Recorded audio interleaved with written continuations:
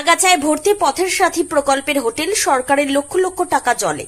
বিগত 10 বছর আগে রাজ্য সরকারের উদ্যোগে মুর্শিদাবাদের বনগাঁ ব্লকের আন্দি এলাকায় বহরমপুর সাইথিয়া 11 নম্বর রাজ্য সড়কের পাশে 45 লক্ষ টাকা ব্যয়ে তৈরি হয়েছিল পথের সাথী প্রকল্পের হোটেল। সাধারণ মানুষের জন্য সুলভ মূল্যে থাকা এবং খাওয়ার ব্যবস্থাও চালু ছিল।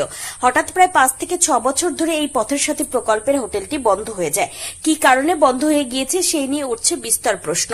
আগাছায় ভর্তি হয়ে রয়েছে পথের সাথী হোটেল। স্থানীয় বাসিন্দাদের দাবি, এই হোটেলটি আবারও পুনরায় সাধারণের জন্য খুলে দেওয়া হোক এবং এখান থেকে আবারও সাধারণ মানুষ যেন পরিষেবা পেতে পারে সেই দিকেও নজর দিক প্রশাসন।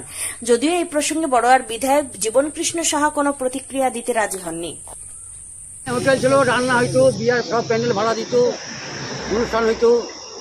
কতদিন আগে এটা ছিল? তা মনে হয় ওই বছর খানিক মনে হয় বন্ধ হইলো। আচ্ছা, টুকটাক করে ভালোই চলছিল। তো কেন বন্ধ হয়ে গেল কেন? তা তো বুঝতে পারবো না, এ কথা আমরা বুঝতে ক্ষমতা নাই।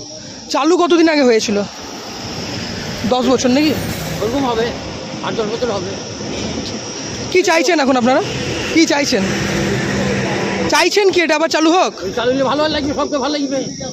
আচ্ছা, কি নাম আপনার? আমরা মোল্লা।